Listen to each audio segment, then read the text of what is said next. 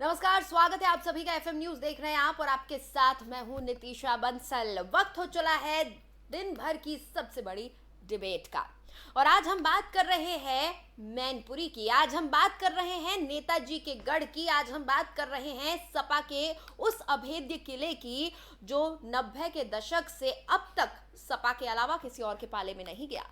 लेकिन आज जो गणित सपा और भाजपा मिलकर बैठा रहे हैं, उसके बाद सवाल उठना लाजमी हो गया है कि क्या बचेगा गढ़।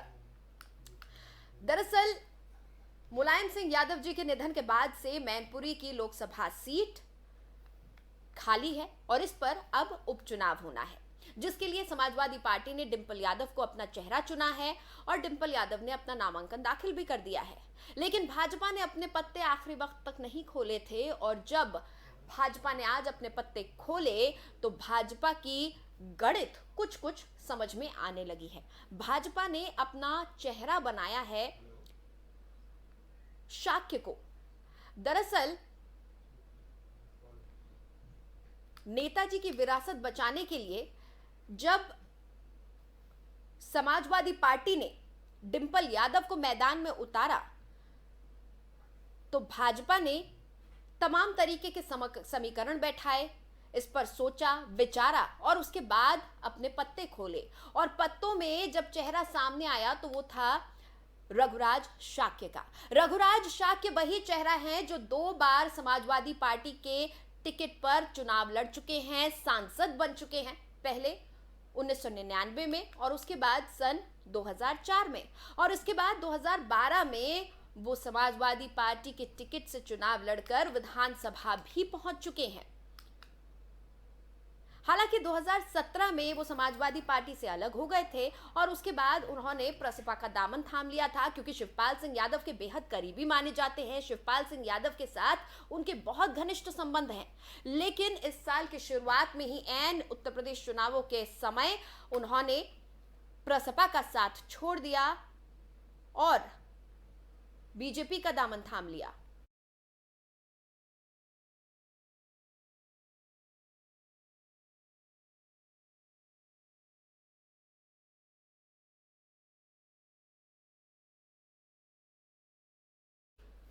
और आपको बता दें कि इस पूरे समीकरण के बाद कई सारे सवाल उठने लगे हैं, कई सारे विचार मन में आ रहे हैं कि आखिर मैनपुरी की इस सीट पर अब होने क्या वाला है। उत्तर प्रदेश की एक लोकसभा सीट और 2 विधानसभा सीटों पर उपचुनाव के लिए बीजेपी ने प्रत्याशियों के नामों का आज ऐलान किया है। मुलायम सिंह यादव के निधन से ये सीट खाली हुई थी और बीजेपी ने रघुराज शाक्य को यहां से चुनावी मैदान में अब उतार दिया है। दूसरी तरफ समाजवादी पार्टी की तरफ से डिंपल यादव चुनावी मैदान में है। डिंपल यादव यानी अखिलेश यादव की पत्नी, मुलायम सिंह यादव जी की बहू। इन पर समाजवादी पार्टी ने दांव खेला है।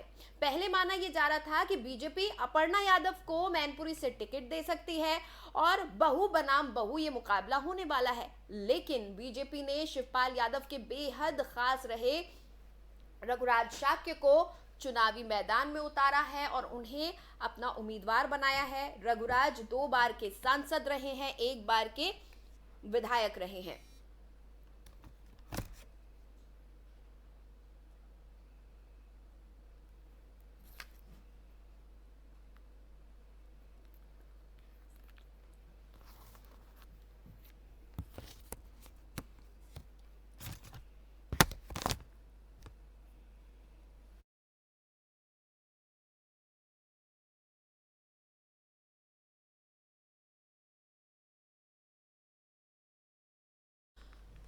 तो नेताजी की विरासत संभालने के लिए समाजवादी पार्टी ने डिंपल यादव पर दांव लगाया है।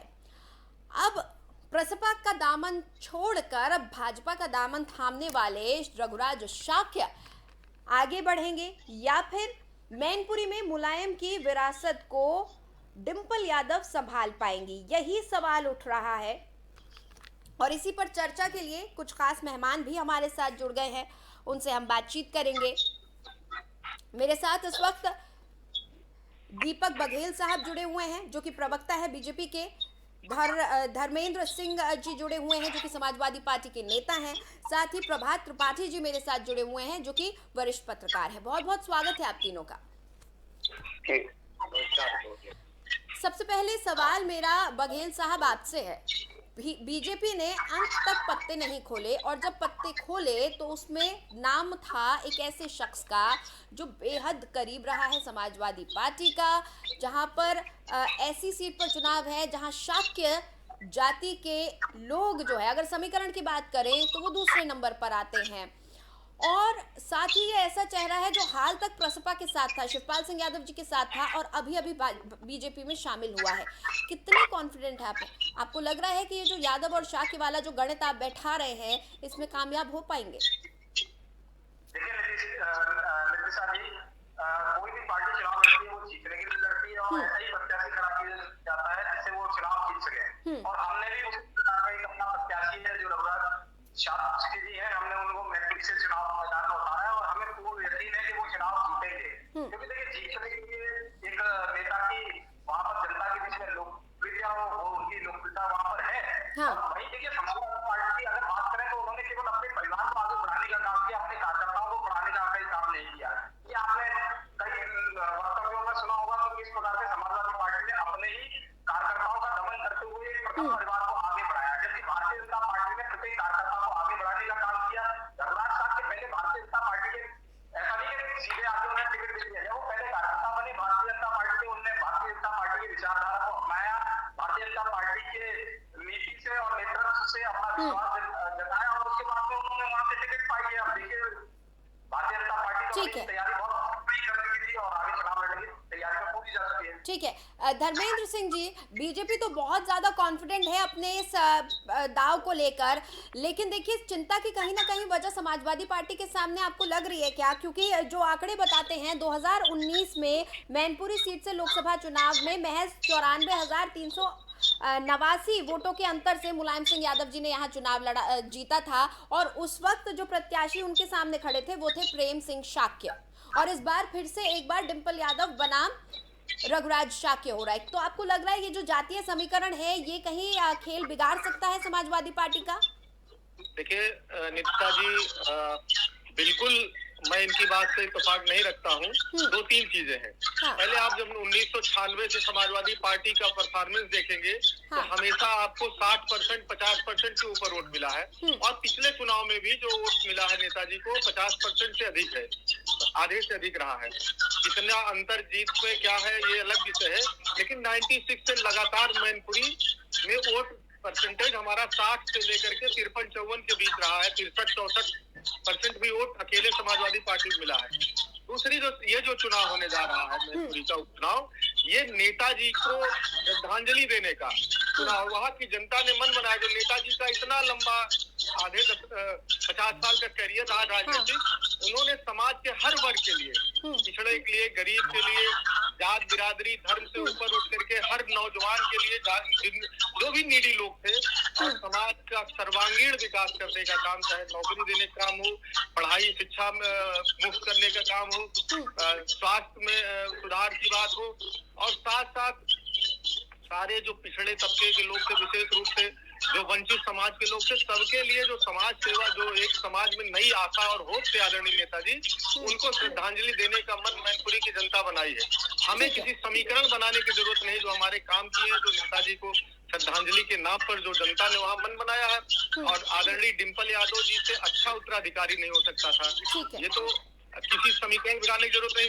और आपको भारतीय जनता पार्टी के आदरणीय प्रवक्ता बता ही रहे थे कि किस तरह से जाति, अगर इनको अपने काम पर भरोसा होता, पिछले 8 साल की मोदी जी की सरकार से 5 साल से अधिक हो गया ये कार्यकाल पूरा करके, योगी जी के दूसरे कार्यकाल, अगर इनको अपने काम पर भरोसा होता, इन्होंने कुछ जनता के लिए किया होता, तो ये समीकरण भिड़ाते न जाते।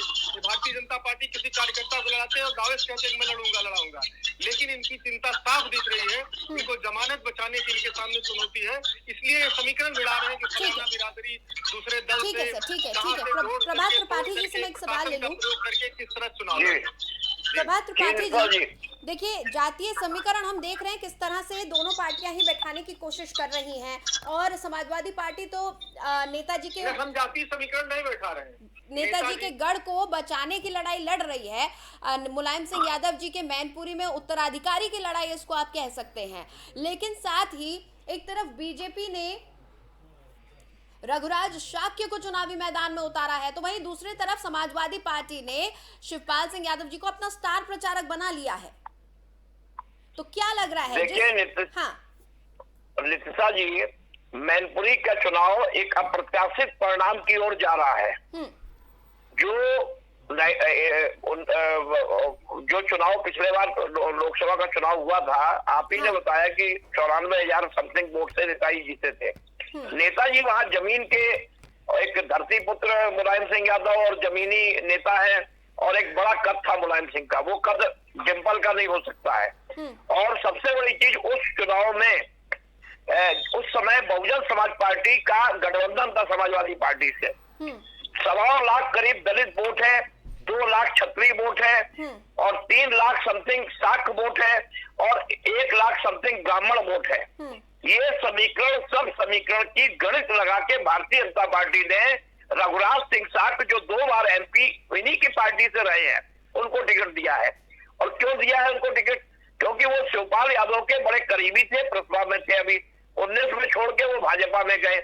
अब शिवपाल यादव बनाम डिंपल यादव, देखिए शिवपाल यादव बनाम रामगोपाल यादव, ये पिछले 12 साल से इनकी जो व्यक्तिगत लड़ाई चल रही थी, वो व्यक्तिगत लड़ाई में शिवपाल यादव बार बार खिन्न हो जाते हैं और समाजवादी पार्टी को खोल के ये नहीं कहते हैं कि हमारा समर्थन है।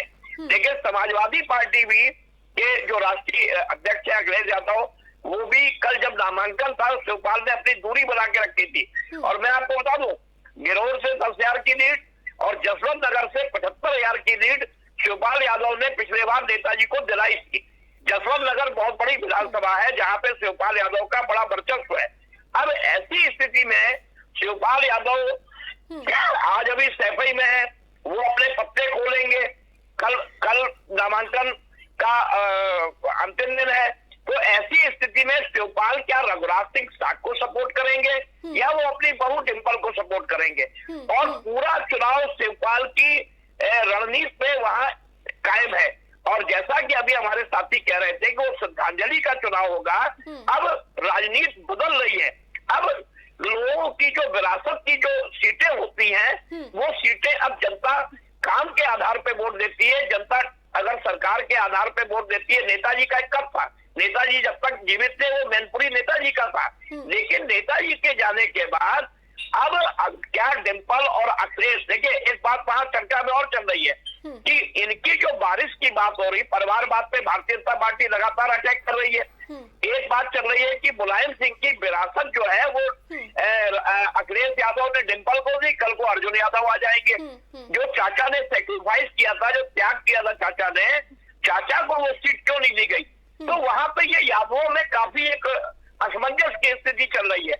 ऐसी स्थिति में जो चुनाव समाजवादी पार्टी बहुत आसान मान रही है कि ये चुनाव बहुत आसान है और डिंपल की भारी जीत होगी, जब नेताजी जैसा कद्दावर व्यक्ति 95,000 सीटों से जीता, तो ऐसी स्थिति में ये चुनाव बहुत ही दिलचस्प और बहुत ही कठिन चुनाव है समाजवादी पार्टी के लिए। भले ये लोग स्वीकार न करें, और भारतीय जनता पार्टी ने सारे कील काटे दुरुस्त करके गणित लगा के जो रघुराज सिंह शाक्त को उतारा है। और दलित वोट कांग्रेस ने अपना प्रत्याशी खड़ा नहीं किया है। बहुजन समाज पार्टी ने सरेंडर कर दिया। भारतीय जनता पार्टी को फायदा मिलेगा क्योंकि दलित वोट लगातार भारतीय जनता पार्टी के खेमे में जा रहा है। तो ऐसी स्थिति में अभी अखिलेश को वहां जिला अध्यक्ष शाक्त बनाना पड़ा, क्योंकि उनको मालूम था कि शाक्त वोट में सेंध लगाने के लिए हम क्या करें, क्योंकि शाक्त वोट बहुत डिसाइडेड वोटर है वहां पे मैनपुरी में। तो ऐसी स्थिति में बहुत आसान नहीं है समाजवादी पार्टी के लिए उस गढ़ को बचाना। और मैं आपको बता दूं कि अब गढ़ की राजनीति खत्म हो गई है, परिवारवाद की राजनीति खत्म हो गई है, जिसका उदाहरण अमेठी रायबरेली भी है। तो इन सब चीजों को देख लें और समझ लें, और जनता वहां पे क्या परिवर्तन चाहती है, विकास चाहती है या वो फिर नेताजी के श्रद्धांजलि पे वोट देगी? मुझे नहीं लगता कि श्रद्धांजलि पे वोट देगी। उन्हें मालूम है। जी, ऐसा लग रहा है कि बीजेपी ने कहीं ना कहीं जो दाव खेला है वो सपा के लिए मुश्किल भरा तो होने वाला है। नहीं नितिशा जी, देखिए 2-3 बातें अभी हमारे सम्मानित साथी बता रहे थे कि जिस तरह से परिवारवाद क्या है। नेताजी की सीट थी और डिम्पल जी ने पहले एमपी रही है और उन्होंने अच्छा काम किया है, योग्य उत्तराधिकारी के रूप में चुनाव लड़ने जा रही है। ये सही है। मैंने बात पहले यहीं कहा पर कि ये धर्मेंद्र जी, सवाल यहीं पर अटक जाता है सवाल कि ये नहीं है उत्तराधिकारी धर्मेंद्र जी। क्यों? दूसरी उत्तराधिकारी क्यों? अगर वो समाजवादी पार्टी का गढ़ है तो फिर कोई भी खड़ा हो उसको समाजवादी पार्टी राजू यादव को ने काम किया है, अगर समाजवादी पार्टी ने काम किया है तो जनता खुद ब खुद उस पार्टी के नुमाइंदे को वोट देगी। देखिए किसको नहीं लड़ा दिया, किसको लड़ा दिया, ये पार्टी का सार्वजनिक निर्णय सब बैठ के। नहीं, ये परिवारवाद अपनी करता है भाई। आप धर्मेंद्र जी इसको समझिए, जनता बहुत जागरूक हो चुकी है। नहीं, हमको बोल लेने दे, क्योंकि इस तरह पे कहिए धर्मेंद्र जी, आप कहिए। देखिए पूरा परिवार एक है, ये खाली प्रोपोगंडा। भारतीय जनता पार्टी पिछले कई सालों से लगातार परिवार को तोड़ने का प्रयास कर रही है, लेकिन कोई पहली बार नहीं सर, परिवार तो टूट गया ना, हमने देखा। नहीं धर्मेंद्र जी, इस बात से आपकी मैं इत्तेफाक नहीं रखती बतौर पत्रकार, क्योंकि पूरा उत्तर प्रदेश चुनाव मैंने कवर किया। पूरे उत्तर प्रदेश चुनाव में मुझे हर जगह सिर्फ अखिलेश यादव खड़े हुए नजर आए, अकेले खड़े हुए नजर आए। ना तो चाचा शिवपाल सिंह यादव का उनका पूरा साथ मिल रहा था और ना ही हमने प्रोफेसर रामगोपाल यादव जी को साथ में देखा। हर मंच पर ऐसा लग रहा था कि अखिलेश यादव अकेले ही चुनाव लड़े जा रहे हैं और शायद इसी चीज का फायदा बीजेपी भी उठा रही है। दीपक बघेल जी, क्या ऐसा हो रहा है? अखिलेश जी देश के बहुत बड़े नेता हैं और उत्तर प्रदेश के नौजवानों युवाओं में उन्हीं के अखिलेश जी के नाम। दीपक जी आपके पास आऊंगे, एक मिनट दीपक जी, बघेल साहब कुछ कह रहे हैं। दूसरी बात मैं कह रहा हूँ, जो परिवारवाद की बात जो लोग उठाते हैं वो अमित शाह, जय शाह से लेकर के पंकज सिंह, राजनाथ सिंह से लेकर के अनुराग ठाकुर से पूरी एक डायनेस्टी है, पूरा एक चेन है। मैं कितने लोग गिरा दूं। भारतीय जनता पार्टी को, उनके नेताओं को उंगली उठाने के पहले अपनी तरफ देखना चाहिए कि केवल परिवारवाद और एक डायनेस्टी की राजनीति भारतीय जनता पार्टी में। दूसरी बात, ये तय था कि नेताजी की विरासत पार्टी, पार्लियामेंट्री बोर्ड और सारे लोगों ने मिल करके तय किया कि किसको लड़ाना है। और उसमें जहां तक परिवार की बात है, चाहे आदरणीय प्रोफेसर राम गोपाल जी की बात हो, आदरणीय शिवपाल यादव जी की बात हो, वहां से एमपी रहे तेज प्रताप यादव जी की बात हो, वहां से एमपी रहे आदरणीय धर्मेंद्र यादव। कल राम गोपाल का दर्द जो निकला है, आपने सुना है कि मेरे बेटे को शिवपाल जी ने हरवा दिया। अपनी बात पूरी करने दीजिए, क्योंकि ऐसे समझ नहीं आएगा फिर। और कोई भी चुनाव हम हल्के में नहीं लेते हैं, हर चुनाव को गंभीरता से लेते हैं, इसको भी गंभीरता से लेंगे। लेकिन ये सही है कि नेताजी के न रहने पर नेताजी की सीट का एक सबसे महत्वपूर्ण चुनाव है और मैनपुरी का एक बच्चा, एक वोटर, एक व्यक्ति बनेगा तो परिवारवाद है। नेताजी को श्रद्धांजलि देना चाहता है। आज की डेट में मैं आपको बताऊं, जब गिनती होगी तो देखिएगा जमानत बचाना मुश्किल हो जाएगा भारतीय जनता पार्टी के उम्मीदवार। अगर मुख्यमंत्री अखिलेश यादव जी के बाद किसी को राष्ट्रीय अध्यक्ष बनाने का काम किया तो भी अखिलेश यादव को किया। चाचा थे मुलायम सिंह यादव जी के साथ में इसी मैनपुरी के अंदर गाँव उन्होंने पार्टी को मजबूत करने का काम किया। आज उनके साथ में क्या किया 2022 के विधानसभा चुनाव में हमने भी देखा, उनको एक सीट तक सीमित रखने का काम। और आज तक चाचा कहते हैं कि देखिए हम तो नेतृत्व स्वीकार करने को तैयार है, परंतु समाजवादी पार्टी फूट तो नजर आई थी। देखिए उत्तर प्रदेश चुनाव जब संपन्न हुए उसके बाद जब विपक्षी दल की बैठक की भी बात आई, विपक्ष दल का नेता चुने जाने की बात आई, उस वक्त भी फूट साफ नजर आई थी। उस वक्त भी शिवपाल सिंह यादव जी ने साफ कर दिया था। वही मैं बताना चाह रहा हूँ नितिशा जी, तो किस प्रकार से समाजवादी पार्टी ने डायनेस्टी कल्चर शुरू किया। अखिलेश यादव जब मुख्यमंत्री बन गए तो उन्होंने देखा कि मेरे आसपास जो लोग हैं जो मुख्यमंत्री की रेस में कभी आ सकते हैं, तो उन लोगों को बिल्कुल सिरे से खारिज कर दिया और उन सबको निपटाना शुरू कर दिया, जिसमें शिवपाल सिंह यादव जी को बिल्कुल बेदखल कर दिया गया। आज भी वो अपने परिवार के लिए बार बार अपनी पार्टी को बार बार रोकते हैं, एक सीट पर भी कॉम्प्रोमाइज कर लेते हैं और उसके बाद भी प्रयास करते हैं कि किसी तरीके से परिवार जुड़ा रहे, परंतु अखिलेश यादव जी ने एक बार भी जुड़ने का प्रयास नहीं किया। पूरा देश का विधानसभा। ठीक है, बघेल साहब एक बात बताइए। हाँ, उसके बाद में देखिए किस प्रकार से आजमगढ़ के अंदर चुनाव हो रहे थे, रामपुर के अंदर चुनाव हो रहे थे, तो क्या अखिलेश यादव एक बार भी गए? उसके बाद में गोला विधानसभा में चुनाव हुआ, एक बार भी अखिलेश यादव नहीं गए। अब क्या मैनपुरी भी अखिलेश यादव नहीं जाएंगे? अगर प्रथम परिवार की बात आएगी तो मैनपुरी में घर घर घूमकर अखिलेश यादव प्रचार करेंगे, परंतु अगर कार्यकर्ता चुनाव लड़ने जाएगा तो उनके वो शान के खिलाफ है। अगर किसी पार्टी के मुखिया की अगर सोच ऐसी है कि वो कार्यकर्ताओं के साथ उतरते जमीन पे मेहनत करे और उसकी शान के खिलाफ है, तो ऐसे लोगों को कार्यकर्ता भी अपने से भगा देते हैं। ठीक है बघेल साहब मुझे एक चीज आप स्पष्ट बताइए कि जब शाक्य साहब का नाम चुना गया तो जाहिर तौर पर देखिए ये तो हमें नजर आ रहा है कि कहीं ना कहीं जातीय समीकरण तो बिठाया गया है, लेकिन आपको क्या लग रहा है इन चुनावों में आपको किस चीज की ज्यादा मदद मिलने वाली है? क्या बीजेपी अपने कामों को गिनाएगी जो उत्तर प्रदेश में किए जा रहे हैं या जो देश में किए जा रहे हैं, या फिर आप सपा की जो खामियां नजर आ रही हैं अब तक उनका फायदा उठाने वाले हैं? नितिशा जी देखिए, हम तो राष्ट्र सुशासन और विकास के मुद्दे पर चुनाव में आए हैं, हम उन्हीं विकास के मुद्दों को लेकर जनता के बीच में जाते हैं, परंतु हम दूसरों की कमियां भी बताते हैं कि किस प्रकार से इन लोगों ने आज तक आपको ठगने का काम किया, आपके यहाँ पर प्रशासन लाने का काम किया, आपको विकास से कोसों दूर रखने का काम किया। वही बात भारतीय जनता पार्टी ने बताया कि देखिए विकास कैसे होता है। जिस उत्तर प्रदेश के अंदर 2 एक्सप्रेसवे 2 सरकारों में बन पाए थे, आज उस उत्तर प्रदेश के अंदर 7-7 एक्सप्रेसवे बन रहे हैं, एक चीज बन रहा है, उस उत्तर प्रदेश की रोडें भी ठीक हो रही है, उस उत्तर प्रदेश के अंदर इंफ्रास्ट्रक्चर के इतने बड़े-बड़े काम हो रहे हैं कि गोरखपुर कारखाने से लेकर एक बांधों की परियोजना लगातार चल रही है। तो ये हमने विकास का एक मॉडल दिया, शासन का मॉडल दिया। इसी उत्तर प्रदेश के मैनपुरी के अंदर शाम को निकलते थे तो लोगों को लूट लिया जाता था, उस सुशासन को लेकर आज देखिए मैनपुरी की रोड पर आप 11 बजे निकल जाइए, 12 बजे निकल जाइए, आपके साथ पार्टी घटना नहीं होंगी। तो ये जन सामान्य को पता है भारतीय जनता पार्टी के ऐसा नहीं प्रवक्ता आकर टीवी पर बोल के गया उन्होंने अच्छा सुना, परंतु वो महसूस करते हैं जब वो रोड पे घर से बाहर निकलते हैं, 8 बजे 9 बजे निकलते हैं और उनको सुरक्षित महसूस करते हैं। धर्मेंद्र साहब कुछ कहना चाह रहे हैं, बघेल साहब एक बार सुन लेते हैं। जी धर्मेंद्र जी। देखिए बघेल जी के पास अगर कहने कुछ होता, अगर इनको चुनाव लड़ना हो, इसके परिवार में क्या हो रहा, कौन साथ आ रहा है, कौन विरोध कर रहा है, कौन क्या, इनका सारा पूरा सेंट्रलाइजेशन सिर्फ इसी था। इनके पास 5 साल में जो योगी जी की पिछली 5 साल की सरकार रही या मोदी जी के 8 साल के कार्यकाल में जनता को बताने के लिए इनके पास एक भी काम नहीं है कि जो इन्होंने उत्तर प्रदेश के विकास के लिए, गरीबों के लिए, बेरोजगारों के लिए, नौजवानों के लिए। आप स्वास्थ्य की स्थिति जिस तरह बता रहे, क्या स्थिति है, किस तरह कोविड में लोग बेड के बगैर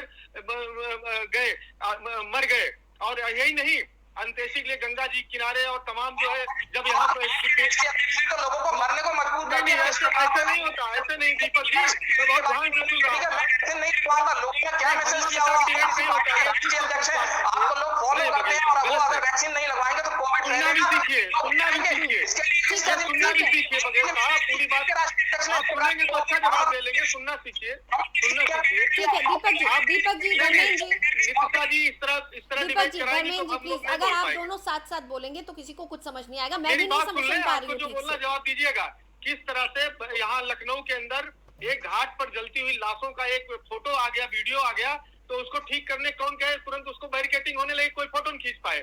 किस तरह से लोग मरते रहे ऑक्सीजन के अभाव में, किस तरह भी आज डेंगू की स्थिति है, किसी भी अस्पताल में बेड नहीं दिला पा रहे हैं। देर से जब तमाम लोग मर रहे हैं, तमाम लोग इलाज के अभाव में परेशान है, तो अब आज जाकर के समीक्षा शुरू हुई।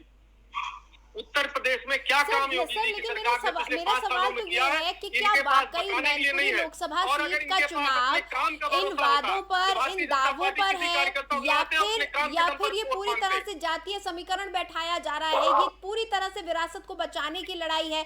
त्रिपाठी जी आपको क्या लग रहा है, जिस तरह की बातें कही जा रही है, विकास की बात करी जा रही है, कामों की बात की जा रही है, वादे और दावे सामने लाए जा रहे हैं, क्या आपको लग रहा है ये मैनपुरी सीट का जो चुनाव है ये वाकई वादों और दावों का चुनाव है, या फिर ये सिर्फ गढ़ बचाने की लड़ाई है और जातीय समीकरण बिठाकर किसी तरह से किले में भेद लगाने की लड़ाई है? देखिए नितिशा जी, जब डबल इंजन की सरकार होती है तो वोटर और जनता भी ये समझती है कि कुछ विकास काम होगा, और योगी मॉडल की बात या हम कह रहे हैं मोदी मॉडल की बात या अगर विकास की डेवलपमेंट की बात की जाए तो डेवलपमेंट आदमी चाहता है कि हमारे क्षेत्र का डेवलपमेंट हो। उसे मालूम है कि 2024 तक न केंद्र की सरकार कहीं जाने वाली है ना 2027 तक राज्य की सरकार जाने वाली है, और ये एक सेमीफाइनल है उपचुनाव। समाजवादी पार्टी अपना गढ़ बचाना चाहती है, भारतीय जनता पार्टी उस गढ़ को तोड़ के एक ऐसा संदेश देना चाहती है जो 2024 के लिए आगे जाए। अगर ये सीट अखिलेश यादव किसी भी सूरत में नहीं बचा पाते हैं, जैसे कि संभावना नजर आ रही है, मैं आपको बता दूं, कल जिस तरीके ये कह रहे हैं धर्मेंद्र जी की पूरा परिवार एक है, कल जिस तरीके से राम गोपाल जी ने एक अपना दर्द व्यक्त किया अपने बेटे के लिए कि मेरे बेटे को फिरोजाबाद से अक्षय को हरा दिया, किसने हरा दिया? शिवपाल ने हरा दिया। शिवपाल और राम गोपाल अभी ये परिवार बहुत सारे इस तरह के बयान आए हैं और आते रहे हैं। हमने सब देखा है किस तरह से यादव परिवार में क्या कुछ हुआ, नहीं, मैं किस तरह से तस्वीर बदली है। नित्ता जी एक बात कहना चाहता हूँ, सुन लीजिए, एक बात मैं कहना चाहता हूँ, मेरी बात पूरी हो जाए कि मैनपुरी का जो चुनाव है वो पूरा गोल शिवपाल यादव के ऊपर है कि शिवपाल यादव की भूमिका उस परिवार के साथ क्या रहती है, क्या वो भूमिका परिवार के साथ रहती है। मेरे पास अभी अपडेट आया है, शिवपाल सिंह यादव जी को स्टार प्रचारक बनाया है समाजवादी पार्टी ने। नहीं, वो उन्होंने बनाया है, स्टार प्रचारक बनाया। मैं कहता हूँ अखिलेश यादव नेता प्रतिपक्ष की कुर्सी छोड़ दे, शिवपाल यादव के लिए दे दे। नहीं, शिवपाल यादव एक चीज त्रिपाठी जी, मुझे एक चीज और बताइए, इस मैनपुरी चुनाव से 2024 पर कितना असर आपको लगता है कि पड़ेगा प्रदेश में? निश्चित तौर पे देखिए नित्ता जी, 2024 में जो लक्ष्य भारतीय जनता पार्टी देके चल रही है, हाँ। कांग्रेस यूपी से नदारद है, बहुजन समाज पार्टी अपनी जड़ फिर बनाने का प्रयास कर रही है।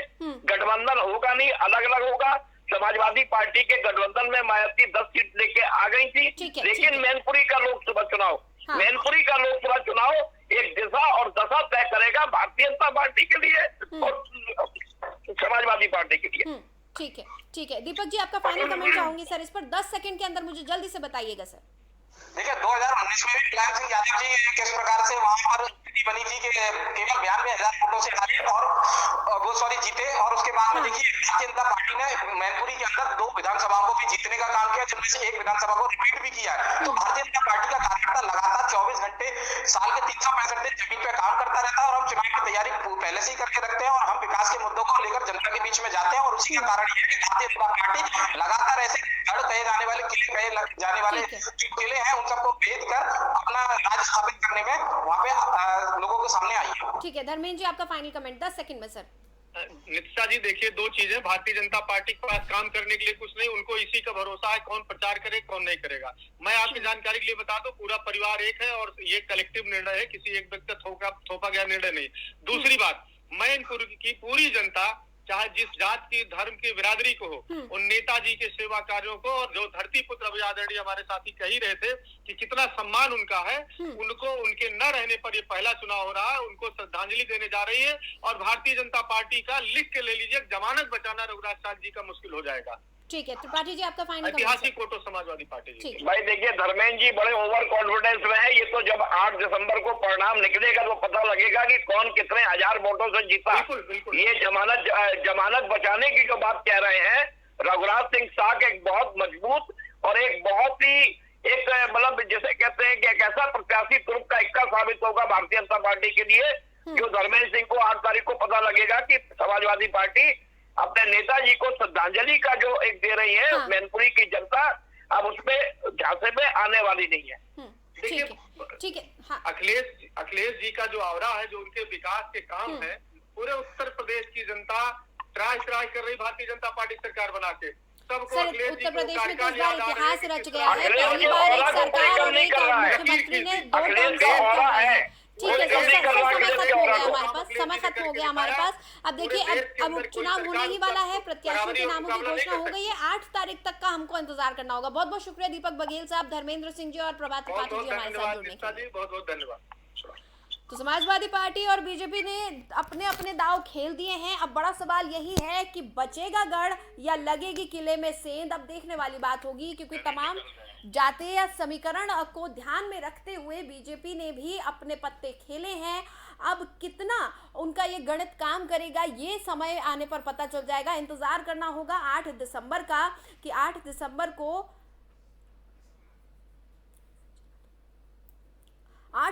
को जनता बता देगी कि जनता ने अपना नेता किसको चुना है। क्या वाकई नेताजी की विरासत को डिंपल यादव संभाल पाई, या फिर शिवपाल सिंह यादव के बेहद करीबी माने जाने वाले, हाल ही में बीजेपी में शामिल हुए 2 बार के सांसद, 1 बार के विधायक रघुराज शाक्य इस बार बाजी मार जाएंगे। फिलहाल हमारी इस खास पेशकश में इतना ही। देश और दुनिया की तमाम खबरों के लिए आप बने रहिए FM न्यूज के साथ।